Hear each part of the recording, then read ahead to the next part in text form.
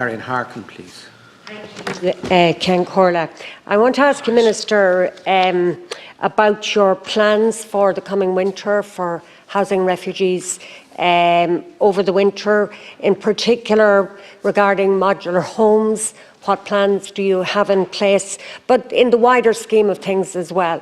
And I hope you might refer in your answer to the proposal around the offering of 90 days accommodation to those who arrive here from Ukraine. Minister. So as you're aware, Deputy, since the Russian invasion of Ukraine, thousands of people have had to flee their homes and seek refuge, and the state is currently providing accommodation to over 74,000 beneficiaries of temporary protection from Ukraine. And as part of this, very significant national effort, the government approved the construction of 700 rapid build homes on state-owned land, which aims to provide accommodation for 2,800 individuals and family units. The OPW is leading on the design, the development of the delivery of the programme, while my own department is the approving authority. The Department of Housing, Local Government and Heritage, in consultation with local authorities and other public bodies, prepared an inventory of sites that may be suitable for rapid build housing as part of the government's response. Once a site has been cleared for development, a comprehensive programme of engagement is carried out by my department, which involves meeting with councillors and officials of local authorities, service providers and community groups. And specific planning regulations in place for emergencies allow for the development of rapid build accommodation quickly. However, the sites can only be used for this purpose for a maximum of 3 years, after which a full routine planning process must take place. So our work is well underway on the first phase of 7 sites. These are Mahon in Cork, Farnham Road in Cavan, Durley Park in Sligo, Thurles in Tipperary, Claremorris in Mayo, Clonminch in Offaly and Rathdowney in Laois. So 5 of these sites, accommodating a total of 204 units or over 800 people, are complete, and the residents have moved into their new homes. Final work is progressing on the Rathdowney and the Tullamore sites, and these sites are due to be handed over to the OPW by mid-November. So a total of 310 units will have been delivered in 2023, accommodating just over 1,200 people, and the remaining of the modular sites will be progressed and occupied in 2024. Harkin. Thank you, Minister. I suppose the difficulty here is looking at the reality of the situation. The fact that hundreds of Ukrainians are arriving here every week, and you tell me that there was, I think, 1,200 accommodated in modular homes in 2023. And I'm not minimising the effort that takes, Minister, but I'm also looking at the reality that you as a government, that we as a country face on an ongoing basis. And in recent times, we've heard this proposal that you may decide, I know it's not decided yet by government, but that you may decide to limit accommodation to 90 days to refugees who arrive here from Ukraine.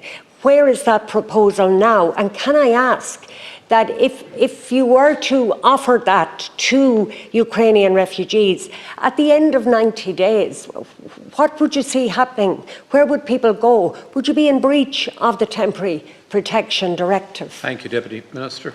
Thanks very much, Deputy. At all times, we've worked within the confines of the Temporary Protection Directive, and we will continue to work within the confines of the Temporary Protection Directive. We will not do anything in breach of the Temporary Protection Directive. As I'm sure you're aware, Deputy, it's interpreted in different ways across many member states, and many member states have taken a much more stringent, a much tighter approach to the rights they offer to Ukrainians under the Temporary Protection Directive. I think we've taken a generous approach here in Ireland. I think that's been right when you see the magnitude of the crisis facing Ukrainians right now. But we also just have to be as upfront as we can with Ukraine in terms of the pressure that's on accommodation nationally. We aren't in a position to provide an unlimited offer of accommodation to everyone who arrives here. That's not sustainable. We've done a huge amount, but across government we are examining the offering at the moment in terms of accommodation and the wider offering. Deputy, because it's still before government, I can't really get into the nuts and bolts. I'm sure you understand that, but it is being examined, and we would hope to bring forward proposals shortly. Deputy Harkin. Thank you, Minister. And perhaps I might say what you won't. You said you're not in a position to offer, to have an unlimited offering. In fact, you're not in a position to offer anything right now on top of the numbers that we have here. So it's just, you know, I talk to people on the street, so do you. We're all aware of what the situation is. And whatever proposal you come forward with, whether it's the 90-day or some other proposal, we all know that after 90 days, people have nowhere to go. I took a quick check how many houses are available to rent in Sligo, 18, 9 in Leitrim, 21 in Roscommon, 40 in Donegal. It's the same across the country.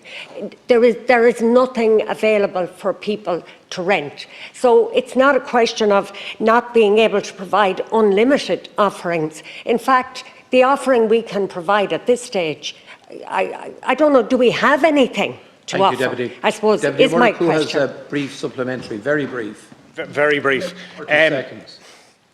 Obviously, Minister, we need a workable solution across the board in relation to accommodation. Can I just ask a technical question in relation to what spec these modular bills are? What's the turnaround time in relation to them? And would these particular bills be suitable for long-term accommodation? Because obviously we have to address the huge amount of issues for those on waiting lists and whatever else into the general problem that we have with accommodation. Minister, please, to conclude.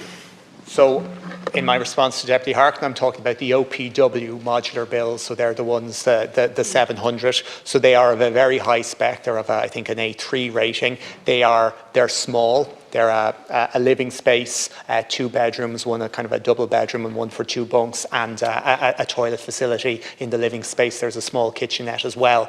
They are for use for Ukrainians for up to 3 years. After that point, local authorities will make a determination in terms of do they want to continue to use them. But I think in terms of the spec, I do think they will have the ones that have been built will have use, and I think they may well, more of that type may have a significant role in terms of our wider accommodation response. This was always seen as a pilot of the use of this particular method of construction. Just in terms of Deputy Harkin, in terms of any change that we make, it won't just be a change on its own. A change will be communicated. It will be communicated through all our channels that we have with Ukrainians in Ukraine, Ukrainians across Europe as well. And the very real nature of the challenge in securing accommodation outside of state-owned accommodation will be conveyed. The Ukrainian population across Europe, they're knowledgeable, they have an understanding, they're very able to communicate, and we will make it clear the challenges that exist in terms of the non-supported accommodation system here. All right.